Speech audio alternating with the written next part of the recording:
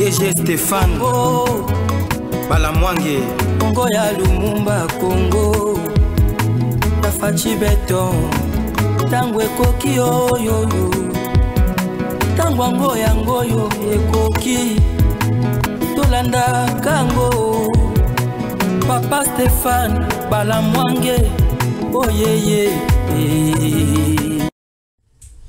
Messieurs, dames, bonjour. Après son adresse, Namai Matali État, il y a nation, le président Tshisekedi a salaki discours Oyo Batebele Bazalaki Nesengo. Missou Balobi espoir total. Missou Balobi aye ko promettre les sous makamba ko kisate. Nangambo neti ya peu perdre babango babaki si balobi ami moni kaka na période ya campagne électorale et cause la passe kaka. Je me dis c'est bien, mais parlons-en en ce qui concerne partie où il y a le bien qui m'a comme développement. Politique et politique, oui, mais quelle politique? La politique économique, ezali. Politique sécuritaire, ezali. Politique sanitaire, ezali. Politique et à développement, ezali. Et pour la politique et à développement, malam, il faut au moins avoir une notion de base. Il y a ma casse, puis autant malam pour l'économie. L'économie on peut être vaste. Je connais un économiste au Congo, mais qui ne parle jamais de l'économie. Il y a le Belarangout. Tu joues avec le feu, marionnette, patin, mais makambo économie, Martin Nayokaka, makambo classe, makambo, wana Martin le baka. Na domaine où yaye, Nayokaka makambo te. Bon, Olimbisanga, Koutunanga Martin Foyol. Oyebi ki yonanga tobotama le 21 novembre, non? Ils bien. Mais makambo économie où yosala, Nayokaka te. Mouzi tukutu champion. Noël Tchani champion. Bongo yo. Nayokaka te. Moudianto Cédric, bonjour. Bonjour, Ndeko Stéphane Balamwange. Yé a sali économie. A yebi. Si on a yebi, a yebi. Zélo, on comprendre qu'il y a yebi. A moninga na bisote. Nanta o yosiko, bilo kwa robimisa, moninga na bisote. Zélo yoka batumael. O basali économie. Vieux fayulu, zélo yoka. Bon, président sali discours. Ah, impression d'abord na yo. Généralement, au résumé, aux akina sentiment. D'abord, discours, il y a président de la République. Sentiment qui que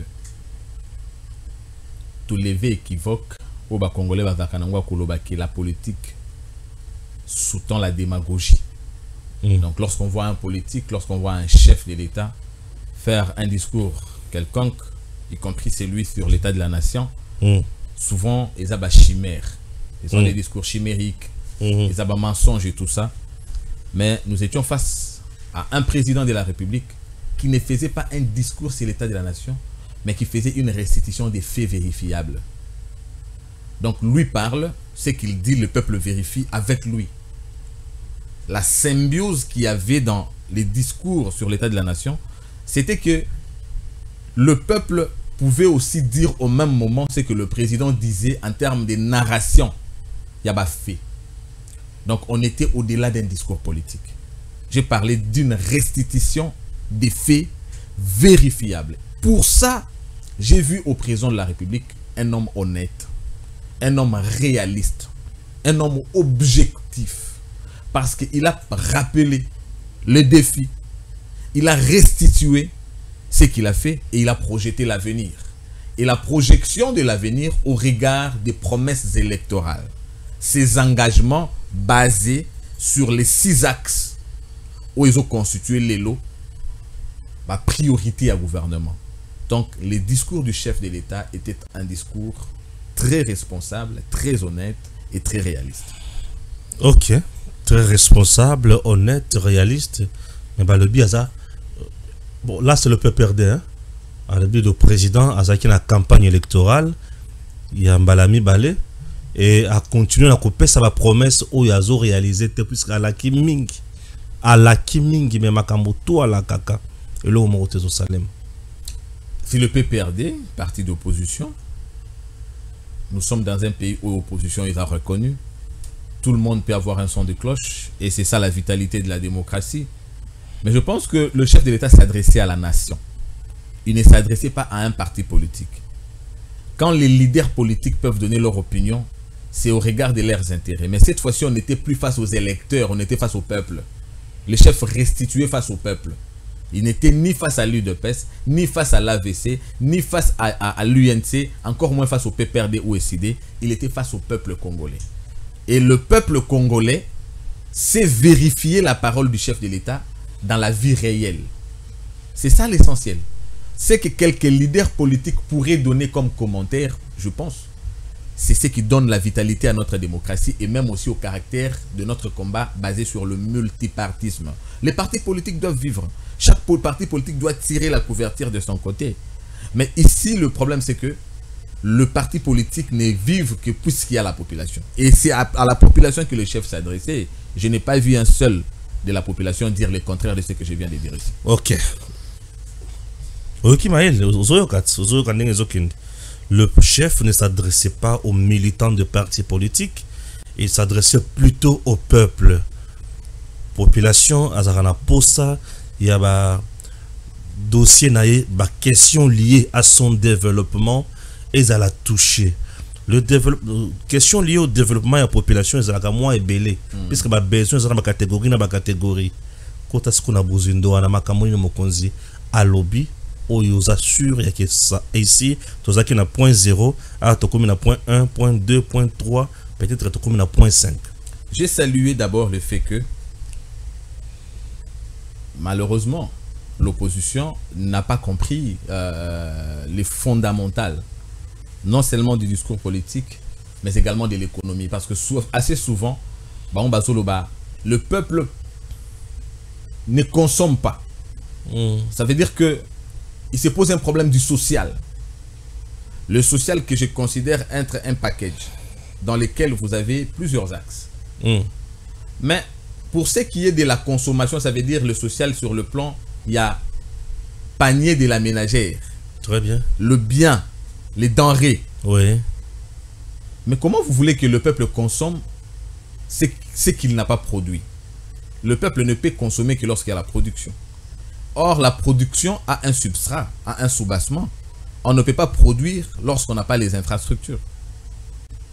Puisque la consommation est la conséquence d'un investissement. Et cet investissement peut être dans les capitales physiques, notamment les infrastructures, ou dans les capitales humains, notamment l'éducation. L'éducation a une influence capitale dans la production, aussi bien du capital physique, qui donne naissance à la consommation. Et le chef de l'État sur ce plan a restitué en termes d'infrastructure pour justifier la superstructure qui est l'idée que lui a du développement, notamment à travers la réunification du Congo, le relief du Congo, porté par le projet du PDL 145 territoires. Parce que le programme de développement sous-tendant le PDL 145 territoires, c'est d'abord la création du plus-value ou bien de la valeur ajoutée en termes de production. Ce n'est pas dit que la production manque. Le chef de l'État a parlé des prouesses ou même encore de l'investissement du gouvernement, du soutien du gouvernement à l'industrie locale, notamment l'agriculture. Les agriculteurs ont reçu le soutien de diverses manières, de divers biens, aussi bien de matériel, la logistique, ou même encore en termes de semences. Ça veut dire que c'est un soutien à l'industrie locale. Mais lorsque l'agriculteur reçoit le soutien à l'industrie locale, après, il a besoin d'un débouché. Ça veut dire que ce que lui produit doit être mis à la disposition du consommateur final, c'est-à-dire des ménages. Par quel moyen? Puisque ce qui est produit à l'intérieur peut constituer la demande à l'autre point. Ça veut dire que c'est produit au point X, mais au point Z, on a besoin de consommer. Mais il faut relier le point X au point Z. C'est ce qu'on appelle la valeur ajoutée, le plus-value. C'est ça l'essence qu'il faut donner au programme du PDL 145 territoires. Aujourd'hui, plusieurs infrastructures comme ça sont construites. Aussi bien infrastructure routière. L'infrastructure routière rentre sur le plan social, s'inscrit dans la logique du social, puisqu'elle facilite la consommation à travers la circulation de biens produits. C'est ce qu'il faut comprendre sur le plan économique. Le social, c'est lorsque le chef de l'État parle de plus de 300 hôpitaux construits à travers la République. C'est le social. Le social, c'est lorsque le chef d'État parle de l'investissement dans le capital humain. Le capital humain, ça veut dire apprendre aux gens, aux enfants, à innover. L'innovation accroît la production, puisque hier, on parlait de l'agriculture manuelle. Et le développement voudrait qu'on fasse une agriculture intensive. L'intensivité de cette agriculture demande l'intelligence. D'où l'investissement dans les capitales humains, à travers la gratuité de l'enseignement et la construction de plusieurs infrastructures scolaires. C'est le social. Donc sur le plan du développement, il y a d'abord l'aspect homogénéité de l'espace, puisque désormais, les chefs-lieux, tous les chefs-lieux, seront interconnectés, seront reliés. Le fait de l'interconnexion de toutes les provinces crée l'intégration sociale et économique. Le fait de cette intégration facilite la circulation des biens. D'où on vide la question notamment de l'autosuffisance alimentaire, puisque ce qui est produit dans les différents coins de la République peuvent être revendus sur le plan interne, et le reste de cette production pourra être vendu à l'extérieur, et donc la RDC pourra avoir une stabilité économique. Ah, pour toute stabilité économique, nous devons produire, consommer, la surproduction. Lorsqu'il y a abondance, si nous produisons abondamment, ça veut dire la conséquence c'est que sur le plan interne, il y aura baisse du prix par le fait de la loi de l'offre et de la demande. La quantité va augmenter, ce qui aura pour conséquence la baisse du prix. Maintenant, le fait de cette abondance fera que l'excédent de la production, c'est ce qu'on va exporter. Lorsqu'on exporte, on fait plus entrer de devises, ça crée une stabilité de la monnaie. Président Azobunda Mingine Lokoana, puisqu'à lobby, nous dépensons une affaire, il y a 3 milliards pour na Congo chaque année. Mais nous sommes une économie dépendante, une économie extravertie, puisque nous consommons plus de 9%, pardon, plus de 90%. C'est que nous achetons de l'extérieur. Tout. Alors, donc 3 milliards par année. Pour pallier à ça, il faut investir dans l'industrie locale. Le chef de l'État a parlé des grands investissements effectués dans le secteur agricole. Pour le chef de 11%, il y a budget. Le chef de l'État veut sortir des slogans qu'on a connus depuis la nuit de temps. Avec le maréchal Mobutu, objectif 80, l'agriculture, priorité des priorités. Mais cette fois-ci, l'agriculture devient une priorité de priorité parce qu'on y investit. On y plus de 11%. Le budget national est fixé à 18 milliards. Plus de 11%, nous avons quand même un montant quand même. Ne perdez pas de vue que le plus grand investissement en économie, ce sont les infrastructures. Les infrastructures. Parce que les infrastructures permettent la circulation des biens produits dans les différents coins. Bien sûr. Exactement. Donc la logique du président dans l'optique de 145 territoires, pardon, du PDL 145, c'est d'abord effectivement donner un soubassement, un substrat économique aux opérateurs économiques, justement pour faciliter aussi bien la production que la consommation qui passe par la circulation de biens. Donc je comprends que le président à comprendre souci, la difficulté au Congo et à trouver solution. Eh bien, lorsque je disais que les discours du chef d'État étaient une restitution des faits vérifiables, c'est parce qu'en termes de faits, nous l'avons vérifié, mais en termes de projection, si le chef de l'État a eu le courage, la force de venir rendre au peuple congolais compte de ce qu'il a fait, c'est au regard du travail précédent. Ça veut dire le gouvernement du deuxième mandat du chef de l'État hérite d'un travail épatant. Et si quand on a nazoyoka polémique makasi et si kozokota wana pourquoi na landela makambo mingi na sena lande président nazola ndenge ozolimbola makambo.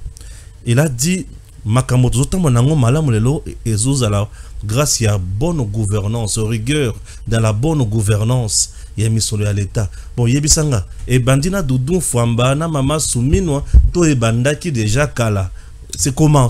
Non, non, Maman Souminois n'aura pas de raison de chouer parce que dans le baki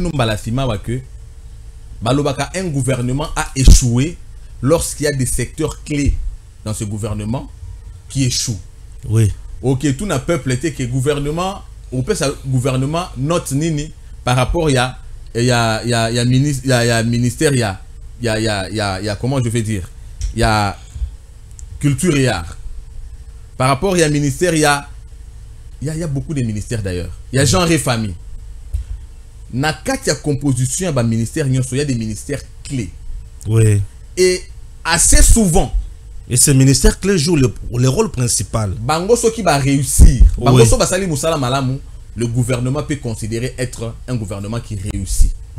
Et aujourd'hui les effets, il y a des secteurs qui font que certains ministres et le gouvernement Oyo bazo travailler au parfum des bonnes actions menées par l'ancien gouvernement. À l'instar par exemple du ministre Doudou Fwamba. Il n'aura aucune excuse. Le ministre il y a finance Doudou Fwamba. Comment il va échouer puisque lui il hérite d'un secteur déjà qui est mis sur le rail par son prédécesseur. Ah, Zela. Tu veux nous dire que Nicolas Kazadi a bien géré le ministère de Finances ou les autres là qui Doudou Fwamba a à la l'aise lelo? En tant que ministre des Finances au regard de ses attributions, puisque c'est lui qui tient la politique macroéconomique. Oui. C'est lui qui encadre la politique monétaire qui est l'apanage de la Banque centrale. Oui. N'est-ce pas? Oui. Alors, au regard des instruments à sa possession, le ministre Nicolas Kazadi a fait des prouesses. Ah bon? Oui, il a réalisé des prouesses. Et ces prouesses aujourd'hui doivent justifier la bonne évolution dans les secteurs des finances publiques, notamment les bons résultats sur le plan macroéconomique que doit réaliser le ministre Doudou Fwamba. Donc Doudou Fwamba azotambola nanzela o basi ba asphalté. Déjà balisé, déjà planifié. Par la réforme économique impulsée par le ministre Nicolas Kazadi. Oui. Justement déjà lorsqu'il a amené la politique de l'appurement des arriérés certifiés. Ok. L'appurement des arriérés certifiés, la politique amenée par Nicolas Kazadi, a eu comme conséquence notamment l'investissement à l'économie. Oui. Parce que les créanciers certifiés ont bénéficié du paiement de la dette intérieure. Lorsqu'ils ont bénéficié de ce paiement, qu'est-ce qu'ils vont faire? Ils ont réinvesti dans l'économie. Le réinvestissement dans l'économie veut dire en d'autres termes la création d'emplois. Ah. Oui. Donc Nicolas Kazadi a été pour beaucoup. Donc Nicolas Kazadi a été pour beaucoup dans la réalisation des performances économiques qui ont justifié notamment l'accroissement du budget et même encore l'augmentation des réserves d'échange. Ah. Budget est comme 18 milliards et ça pour Doudou Fwamba. Bien sûr, et ça pour Nicolas Kazadi. Ah, et ça pour Nicolas Kazadi. Non, et ça pour Nicolas Kazadi puisqu'il a apporté la rigueur. Il est parmi les rares ministres des Finances qui ont les rares ministres des Finances qui ont été mieux appréciés en termes il y a programme, il y a revue, il y a fonds monétaire, il y a FMI. Oui. Or, vous savez que le FMI en termes de collaboration a plusieurs critères. Et ça Doudou Fwamba? Non. Non, non. Donc, il y a eu une observation, il y a gestion orthodoxe, il y a finances publiques sous Nicolas Kazadi. Okay. Qui a donné un résultat, lesquels résultats justifient les conséquences, notamment au Totangi, accroissement et à budget. Aujourd'hui, Maman Judith Soumino a proposé un budget. 18 milliards. Mais lorsque Nicolas Kazadi était arrivé, ce n'était pas le cas. À côté budget, 4, 6 milliards, 10 milliards. 4, 6 milliards, 10 milliards, oui. Mais en plus de ça, en termes de réalisation, puisque le budget, la condition, c'est d'abord en termes de mobilisation des recettes. Oui. Et la rigueur de la mobilisation des recettes, c'est une politique impulsée par le ministre des Finances, Nicolas Kazadi. Waouh. Oui. Oui. Donc, lorsque Nicolas Kazadi arrive, sur le plan des réserves d'échange, la RDC n'avait la capacité de couverture d'importation des biens et services que de 0,7 mois. C'est-à-dire, en termes de chiffres, je sais que l'économie c'est compliqué, la couverture d'importation des biens et services de 0,7 mois. En termes de valeur, 7,8 millions n'est-ce pas, en termes de valeur monétaire, des dollars. Mais lorsqu'il part, il nous laisse avec les réserves d'échange capables de couvrir 2,8 mois d'importation de biens et de services en termes de valeur, plus de 5 milliards de dollars. Nicolas Kazadi. C'est une performance qui jalonne, n'est-ce pas, un développement ou encore une continuité et qui augure évidemment des bonnes performances par le ministre actuel de Finances. Il a hérité d'un secteur déjà planifié. Je voulais éclaircir une chose. Lorsque le chef de l'État a parlé par rapport à tout ce qu'il y a eu, dossier Nicolas Kazadi, tout ce que les gens ont dit, beaucoup de gens ont diabolisé le chef de l'État disant non mais le chef de l'État est en train de défendre ou encore il est en train d'influencer son ami, non, d'influencer la justice. D'ailleurs, le chef de l'État n'a jamais dit ça. Le chef de l'État était contre les faits. Ça n'était pas pour Nicolas Kazadi, mais pour tous les Congolais. Oui. Il parlait pour Nicolas Kazadi, pour Cédric Moudiantou, pour Stéphane Banamouangue, pour Thierry Mouassa et pour tous les Congolais. Il est contre le fait que les réseaux sociaux aujourd'hui sont en train de jouer négativement à la réputation des gens. Lorsqu'il y a un dossier, il y a une clameur qui fait appel au constat de la justice, alors que la justice elle-même ne s'est pas encore auto-saisie, déjà les réseaux sociaux sont en train de diffuser des histoires contre les présumés acteurs, je ne sais pas moi, des détournements ou de quoi que ce soit. Or, il faudrait que nous donnions la possibilité, au regard de l'état des droits que nous avons impulsé, donner la possibilité à la justice elle-même de se prononcer. Le cas aujourd'hui du président de l'Assemblée nationale, dans le dossier 100 jours. Oui. Il a été dit beaucoup de choses au sujet de lui. Mais après, il a même été condamné. Mais sur base d'éléments à la disposition de la justice, on l'a libéré à la fin. Mais est-ce que les réseaux sociaux peuvent restituer son honneur? Ah, impossible. Est-ce que les réseaux sociaux ou ceux qui étaient en train de travailler contre l'individu, maintenant que les choses se sont passées telles qu'elles se sont passées, est-ce qu'on peut restituer son honneur? Le chef d'État était contre ces phénomènes-là. Mais ce n'est pas qu'il était en train de s'immiscer dans le fonctionnement de la justice. Non. Or, le chef d'État n'a pas besoin de s'immiscer dans une affaire qui est factuelle. La factualité des faits ici, c'est que nous connaissons tous la santé de notre économie et de nos finances publiques. Lorsque nous partons d'un point X, lorsque l'ancien ministre des Finances, le prédécesseur de Nicolas Kazadi, je pense que c'était Célie Alagouli.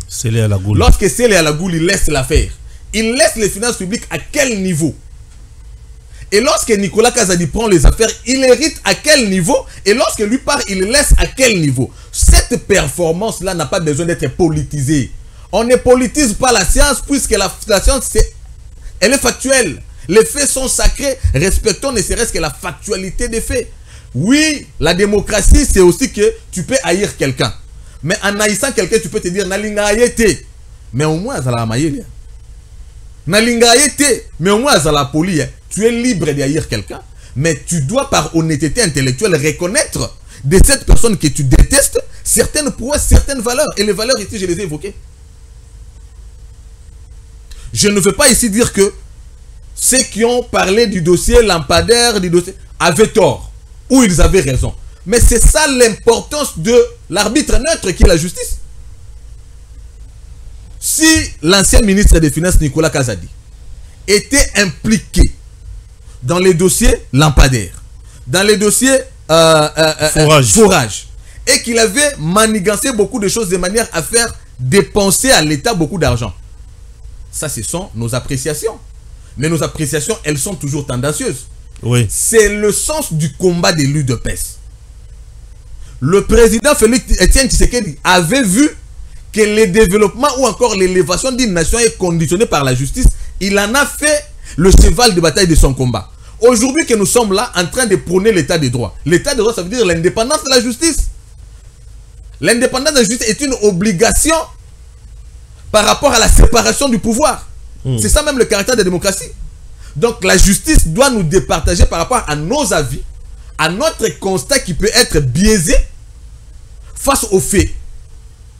Donc on a fait confronter les parties, la justice a fait l'étude des dossiers, oui, elle rend évidemment son verdict. Mais au-delà de verdict rendu par la justice, mais le constat est là. On ne peut pas être fier d'avoir aujourd'hui un budget de 16 milliards ou plus sans connaître ou encore sans reconnaître les efforts de ceux qui en ont été à la base. En effet. Et Nicolas Kazadi fait partie. Si Nicolas Kazadi était impliqué dans l'affaire Lampadaire, je ne vais pas entrer dans ça. La justice est là. Et lorsque la justice donne les résultats, nous sommes tous obligés d'être pliés. Si nous voulons effectivement reconnaître que notre pays évolue, notre pays avance, nous avons aujourd'hui une justice, c'est vrai, qui connaît de petits problèmes, mais qui a aussi fait preuve de plusieurs avancées.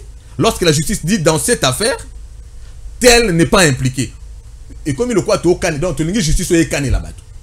Ah, justice est au calme. Et donc, pour que nous reconnaissions l'indépendance de la justice, tel doit être condamné. Non, non, non, non, non. On n'a pas besoin de cette justice-là. Nous avons besoin d'une justice qui est juste, équitable et juste. Ouais. Mais avant, bien avant, évidemment, d'arriver à l'appréciation de la justice, à tabal l'air total à cas. Arbitre dans un terrain à Zomona, mais biso pe na libanda tout Zomona. Mais tant que tout Zomona c'est juste tous à la sentimentaliste, tous à la plus ou moins impartiale. L'impartialité, c'est de reconnaître les indicateurs. Les indicateurs ne sont pas politiques. Les indicateurs sont tels que nous avons les réserves d'échange, nous avons l'accroissement budgétaire, nous avons une performance économique, nous avons un cadre macroéconomique stable, nous avons aujourd'hui une monnaie stable, conséquence d'une politique monétaire encadrée par le ministre Nicolas Kazadi. Waouh! Lorsque le président nous parle, Nali Kambo est allé gouvernance, il y a mis sur le malam aujourd'hui, voilà, Doudou Famba, c'est le maestro. Doudou Famba, ok. Mais Doudou Famba, c'est les maîtres ceux qui le disent. Si Doudou Famba avait hérité d'une parcelle, d'un site érosif, Doudou Famba est là depuis combien de mois? Il serait en train de remblayer l'espace. L'indicateur d'une seule action de Doudou Famba, personne n'en parlerait. Si aujourd'hui on parle de lui, c'est puisqu'il est assis sur un siège confortable où tout était déjà bien. Oh. On ne méconnaît pas ce qu'il a fait, mais on doit reconnaître que secteur Azui, c'était déjà un secteur qui fonctionnait très bien. Waouh, waouh. Merci, on a compris. Tozo qui ne beka kaleboso, ce qui balamanga lobby, non, Stéphane nem tolobaki. Batomaïle, bato, ça l'économie bangoye. Ngai na linga kabatu ya mutindo wana. N'est-ce pas? C'est ça le Kambuya. Le Kambuya argument. Bon, argument. Le président a parlé aussi na souka le Kambutali constitution. Cette fois-ci, il n'a pas parlé. Comme il n'a jamais parlé du changement, il n'a pas parlé de la révision, mais il a parlé de réforme institutionnelle ou constitutionnelle. Réforme institutionnelle est un terme à Martin Fayoulou. Lui, il a parlé de réforme constitutionnelle, puisque nous avons un chef d'État qui n'est pas hypocrite. L'autre qui avait parlé de réforme institutionnelle, lui, il est hypocrite. Fayoulou a hypocrite. Oui, il est hypocrite, puisque en tant qu'intellectuel à Yebi, la relation entre institution et constitution. La relation entre les institutions et la constitution n'est pas une relation de complémentarité. C'est une relation de dépendance. Les institutions dépendent de la Constitution. Tu ne peux pas vouloir réformer les institutions sans passer par la réforme de la Constitution. Impossible. Ben, il le sait. Impossible. L'hypocrisie de Martin Fayoulou, c'est de vouloir faire sauter les verrous de l'article 220 quand il devenait président, selon son ambition, puisque la veille de la publication en 2018, il a dit: si on me publie, puisqu'on avait déjà voté, si on me publie président, je vais reprendre les élections après 2 ans. Donc, lui, déjà, dans son intention, il faisait sauter les verrous de l'article 220. Puisque parmi les matières verrouillées dans l'article 220, il y a l'article 70 qui dit le chef d'État est élu pour un mandat de 5 ans renouvelé une fois. Mais comment nous partons de 5 ans à 2 ans? Puisque toi, tu ne peux ni ajouter, ni augmenter. Soka. Pardon, ni réduire, ni ajouter. Mais comment tu réduis à 2 ans? Alors que c'est une matière verrouillée parce qu'il voulait enchanter. Il voulait plaire à Moïse Katumbi qui devait aussi retrouver le train des élections. Donc Martin Fayoulou volontairement, il voulait non seulement réviser, mais changer la constitution puisque la matière était verrouillée dans l'article 220. C'est ça l'hypocrisie. Mais lorsque ça ne marche pas, quelques mois seulement après, il vient vous parler de la réforme institutionnelle. Réforme institutionnelle comment? Puisque les institutions reposent sur la constitution. Donc il nourrit en lui, puisque c'est de l'abondance du cœur que la bouche parle. Il nourrit à lui l'intention de la réforme et même du changement de la Constitution. Pourquoi je dis du changement? Puisque lui-même, lors la veille des élections de 2023, il a encore dit, nous sommes dans un régime présidentiel, alors que nous sommes dans un régime semi-présidentiel. Cette matière encore se trouve être verrouillée dans l'article 220. Pourquoi Martin Fayulu veut que ce soit lui qui vienne changer la Constitution, mais que ça ne soit pas Félix Tshisekedi? C'est des questions qu'on doit se poser. Puisque tous les éléments qui dénotent que Martin Fayulu souhaite le changement de la Constitution sont là. Mais pourquoi il veut seulement que ce soit lui qui vienne changer? Martin Fayulu considère la population comme les électeurs et non comme un peuple.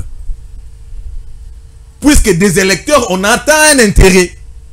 Mais pour un peuple, on doit travailler pour lui apporter les intérêts. Donc lui défend ses propres intérêts face aux électeurs. Tu sais qu'il défend plutôt les intérêts du peuple, lui se considérant le serviteur de ceux-ci.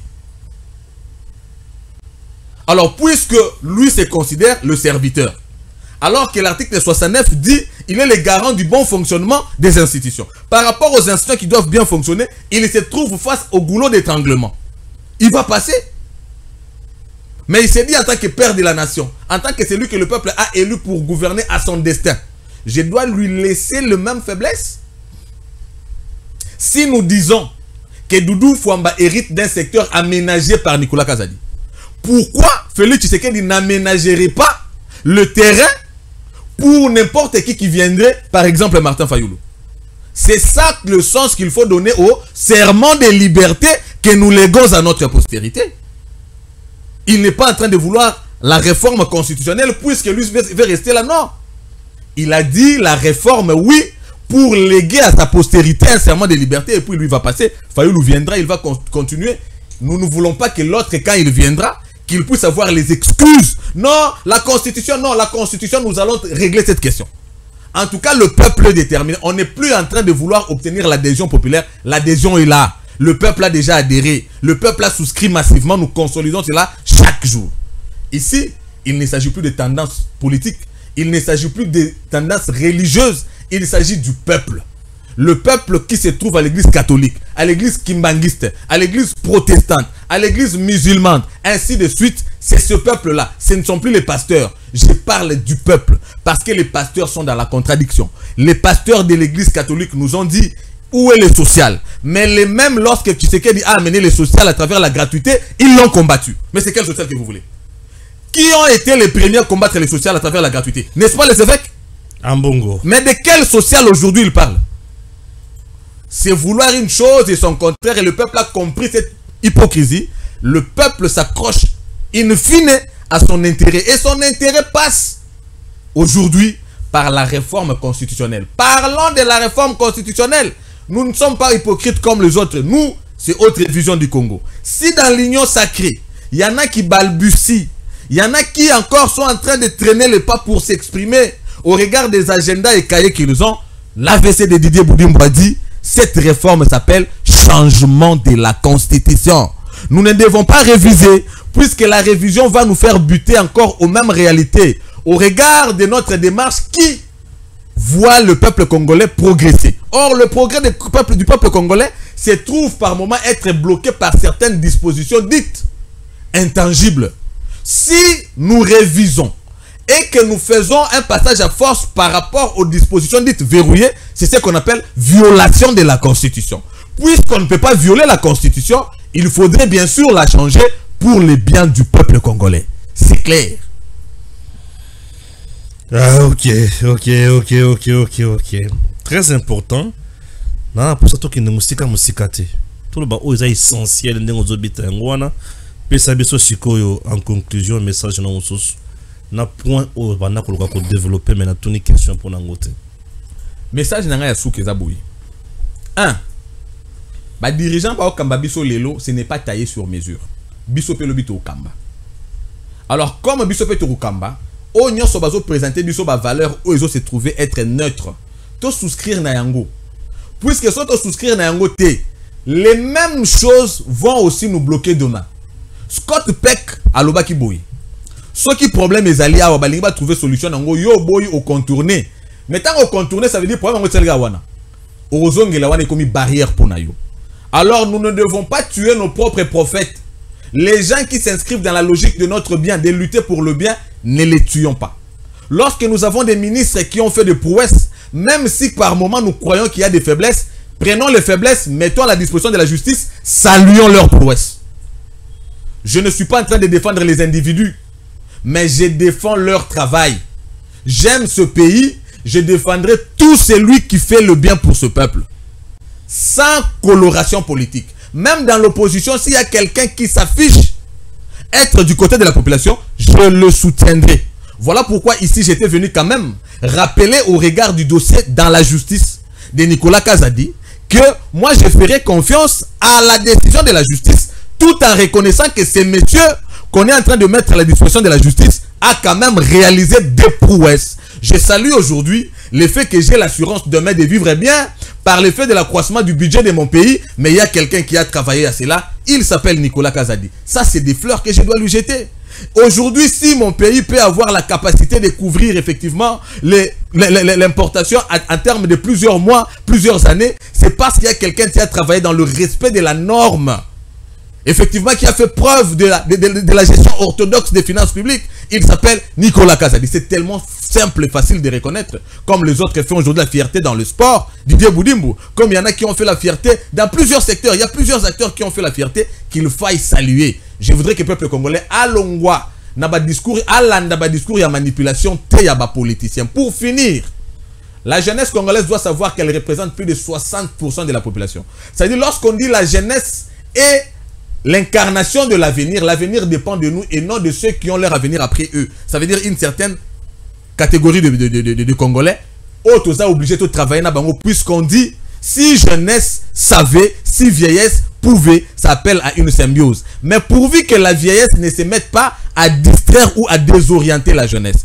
La désorientation de la jeunesse, c'est par exemple de lui apporter des discours qui les désorientent de ce qui est bien pour lui, notamment aujourd'hui, le dossier de la Constitution. Chers politiciens, soyez honnêtes, soyez responsables.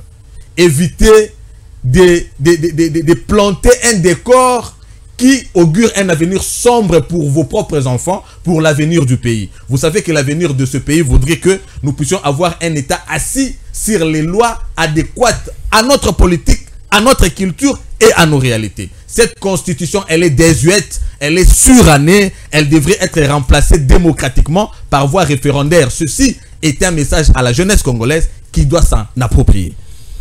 Merci beaucoup, ça a été pour nous un plaisir de recevoir pour vous Cédric Moudjantou. Il est membre, cadre du parti AVC, parti cher à l'excellence Didier Boudimbo, ministre des Sports. Que Dieu bénisse la RDC et à très bientôt. DG Stéphane Balamwange Congo ya Lumumba Congo Tafachi Beton Tangwe Koki Oyo Tangwango Yangoyo Ekoki Tolanda Kango Papa Stéphane Balamwange Oh yeah yeah